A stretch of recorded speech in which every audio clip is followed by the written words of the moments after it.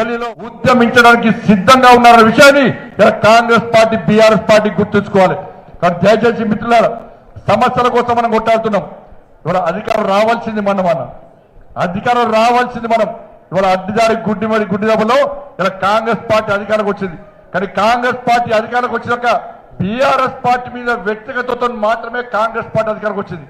Congress party మీద తెలంగాణ ప్రజలకు విశ్వాసం నమ్మకం లేదు. కేవలం బీఆర్ఎస్ పార్టీ మీద వ్యతిరేకతతో మాత్రమే కాంగ్రెస్ పార్టీ వచ్చింది. ఇవాళ ఏమి చేసింది కాంగ్రెస్ పార్టీ? అన్ని 6 గ్యారెంటీ ఇచ్చింది, 420 హామీలు ఇచ్చింది, అన్ని మోసం చేసింది. లాస్ట్ కు బీసీ డిక్లరేషన్ అంటున్నారు. ఇలా కామారెడ్డిలో వరదలు వచ్చినాయన్న, కామారెడ్డిలో వరదలు వచ్చి ఇళ్ళన్ని కొట్టుకపోయినాయి. ఇలా కామారెడ్డి వరదలు వచ్చి ఇల్లు కొట్టుకపోయినాయి. అదే కామారెడ్డి వరదలో కామారెడ్డి డిక్లరేషన్ కొట్టుకపోయినాయి. ఇక దాని గురించి మాట్లాడతలేరు. కామారెడ్డి వరద కామారెడ్డి కొట్టుకపోయింది, కామారెడ్డి డిక్లరేషన్ కొట్టుకపోయింది. ఇలా బీసీల గురించి ఇలా కాంగ్రెస్ పార్టీ బీఆర్ఎస్ వాళ్ళు ఏ విధంగా ముసలి కన్నీరు కాస్తారో స్పష్టం చేయండి అన్న. బీసీలకు ఇలా బీసీలకు ఆల్రెడీ నరేంద్ర మోడీ ప్రభుత్వం 27% రిజర్వేషన్ ఇస్తున్నది. ఎంత శాతం? 27. అవునా కాదా? ఇలా కాంగ్రెస్ పార్టీ ఎంత ఇస్తానది? 42%. ఎంత చెప్తాను గట్టి చెప్పాలి. ఎంత? 42. 42లో 10% ఎవరికి ఇస్తా ఉంటుంది? ఎవరికి? 42లో 10% తీసేయండి. ఎంత అయింది? 32. 32లో ఆల్రెడీ మనకి ఎంత ఉంది? 27. మరి బీసీలకు ఎంత ఇస్తానట్టు? ఎంత? 5%. మరి 5% బీసీలకు ఇచ్చి 10% ముస్లింలకు ఇస్తే దీన్ని బీసీ రిజర్వేషన్ అంటారా, ముస్లిం రిజర్వేషన్ అంటారా? దీన్ని బీసీ డిక్లరేషన్ అంటారా, ముస్లిం డిక్లరేషన్ అంటారా? దీన్ని ఒప్పుకుందామా? ఒప్పుకుందామా? 42కు 42% బీసీలకు ఇస్తే దాని మీద రామచంద్ర గారి నేతృత్వంలో సంతకం పెట్టించే బాధ్యత ఇవాళ రామచంద్ర గారి నేతృత్వంలో భారతీయ జనతా పార్టీ పక్కా తీసుకుంటాం. మీరు పోయి గవర్నర్ గారికి ఇచ్చి, రాష్ట్రపతికి ఇచ్చి తప్పించుకునే ప్రయత్నం అసలు మీకు దమ్ము ఉందా? లోకల్ బాడీ ఎన్నికలు పెట్టే దమ్ము కాంగ్రెస్ పార్టీకి ఉందా? మీరు దమ్ముంటే పెట్టండి, ఒక్క సీటు గెలుచోటు. మిమ్మల్ని ఎవరు అడుగుతారు? బీఆర్ఎస్ పార్టీ అవుట్, మీరు అవుట్. ఇవాళ తెలంగాణ రాష్ట్రంలో ఏ గల్లి చూసినా ఇలా నరేంద్ర మోడీ గారు గ్రామ పంచాయతీల పైసలు ఇచ్చింది కాబట్టి ఇలా భారతీయ జనతా పార్టీకి అవకాశం ఇస్తామని చెప్పి ఇలా ప్రజలు చూస్తున్నారు. కాబట్టి లోకల్ బాడీ ఎన్నికలు పెట్టకుండా తప్పించుకోవడానికే ఇలా కాంగ్రెస్ పార్టీ ప్రయత్నిస్తున్న విషయం ఇలా వాస్తవం. కాబట్టి ఈ తెలంగాణ రాష్ట్రంలో మొదటి నుంచి కూడా సమస్యలు ఫైట్ చేసింది మనం ఇలా ఎంతమంది కేసులున్నాయన్న కరీంనగర్ జిల్లాలో ఇలా అందరి మీద కేసులు ఇప్పుడే కాదన్నా, ఇది మన కొత్త కాదు. రే గతంలో నక్సలైట్లు ఉన్నప్పటి నుంచి కొట్లాడుతున్నాం మనం. నక్సలైట్లు దాడి చేసినప్పుడు నక్సలైట్లు చంపారు. ఇవాళ నవ్వుతున్న ఉపరాష్ట్రపతి అభ్యర్థి వచ్చింది, కాంగ్రెస్ పార్టీ ఉపరాష్ట్రపతి అభ్యర్థి వచ్చింది తెలంగాణకు. వచ్చి ఏమంటుండంటే నక్సలిజం అనేది ఒక ఫిలాసఫీ అట.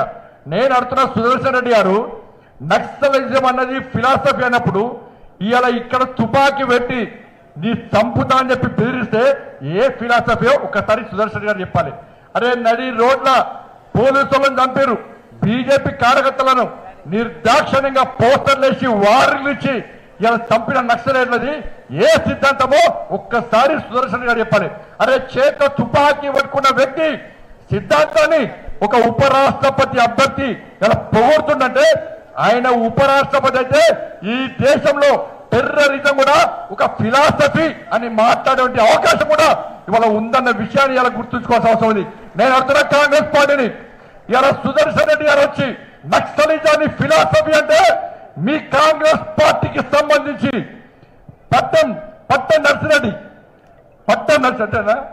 చిట్టం నర్సిరెడ్డి మా డీకే అన్న గారు, మా జాతీయ నాయకుడు డీకే అన్న గారి యొక్క ఫాదర్, ఇవాళ చిట్టం నర్సిరెడ్డి గారి యొక్క కోడలు మనవరాలు ఇలా పర్ణికారెడ్డి గారు మీ కాంగ్రెస్ పార్టీకి సంబంధించిన శాసన సభ్యురాలు. పోయి అడగండి అన్న, ఒకసారి అడగాలి. పర్ణికారెడ్డి గారు స్పష్టం చేయాలి, ఇలా నక్సలిజం ఒక ఫిలాసఫీయా, మీ తాతను చంపినటువంటి ఆ నక్సలైట్లది ఒక ఫిలాసఫీయా? పర్ణికారెడ్డి గారు చెప్పాలి. అట్లనుకో మంత్రిలో శ్రీపాదరావు గారు అజాత శత్రువుగా పేరు పిన్నటువంటి శ్రీపాద గారిని నక్సలైట్ చంపారు, నడిపోలు చంపేశారు.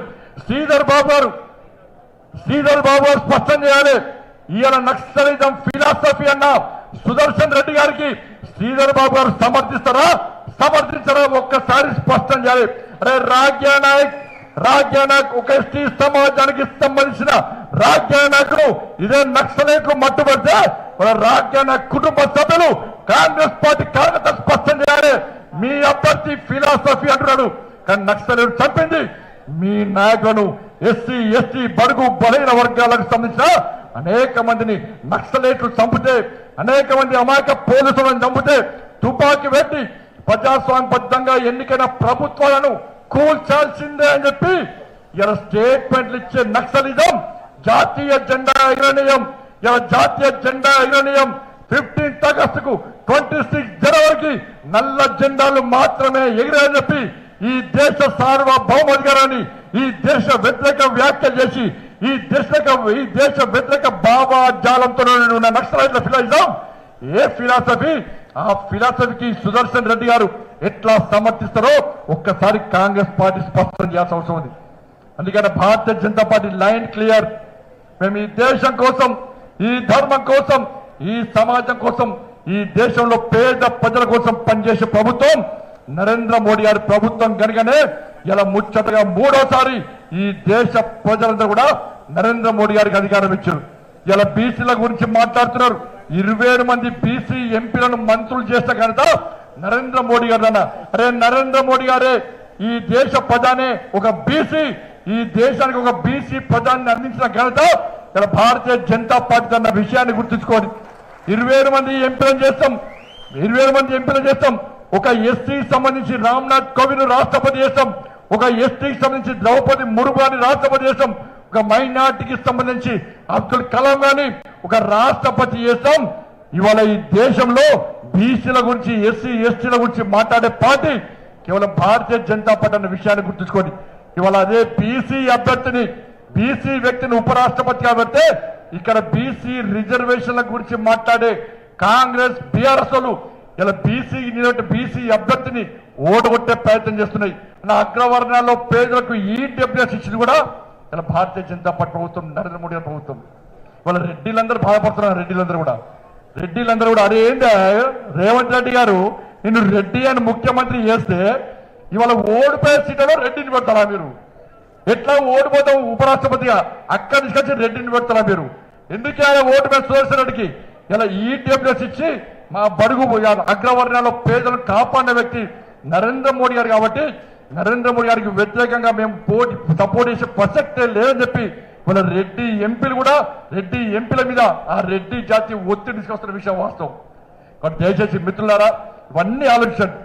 ఇవన్నీ ఎందుకు చెప్తామంటే ఇవాళ పోలింగ్ బూత్ అధ్యక్షులు చాలా మంది వచ్చారు. వాళ్ళ గ్రామాన ప్రతి పోలింగ్ బూత్లో భారతీయ జనతా పార్టీ యొక్క ఆలోచన, నరేంద్ర మోడీ గారు చేస్తున్న అభివృద్ధి, నరేంద్ర మోడీ గారు ఇస్తున్న నిధులు, వాటిని మనం ప్రచారం చేయాల్సిన అవసరం ఉంది. కాబట్టి ఇలా మీరందరూ కూడా ఎన్నికలు ఎప్పుడైనా రావచ్చు, ఎన్నికలు వచ్చినా రాకున్నా కూడా మనము మన పోలింగ్ బూత్ లో మన పార్టీని శక్తివంతంగా తయారు చేసే బాధ్యత ఉంది.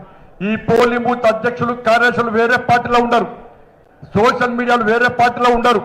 కేవలం భారతీయ జనతా పార్టీ మాత్రమే ఎన్నికలు ఉన్నా లేకున్నా ప్రతి పోలింగ్ బూత్ లో ప్రజా సమస్యలను కొట్టడానికి, ప్రభుత్వం మెడలు వంచడానికి, ప్రభుత్వాన్ని ప్రశ్నించడానికి, నరేంద్ర మోడీ యొక్క అభివృద్ధి చెప్పడానికి, నరేంద్ర మోడీ యొక్క సంక్షేమ పథకాలు అందరికీ అందడానికి ఇవాళ Bharatiya Janata party polling booth కమిటీలను శక్తివంతంగా తయారు చేసి స్థానిక సంస్థల ఎన్నికలకు ఒక జంగు సైరని అలా ప్రకటించి రామచంద్ర గారి నేతృత్వంలో అత్యధిక స్థానాలు జడ్పీలు, కార్పొరేషన్లు, మున్సిపాలిటీలు, మండల్స్ అన్ని కూడా కైవసం చేసుకోవడానికి తెలంగాణ రాష్ట్ర వ్యాప్తంగా రామచంద్ర గారు దాదాపు 2 నెలల నుంచి మొత్తం విస్తృత పర్యటన చేస్తూ కార్యకర్తలకు ఒక మంచి స్ఫూర్తిదాయకమైన ఒక సందేశాన్ని ఇస్తున్న విషయాన్ని మనం గుర్తుంచుకోవాలి.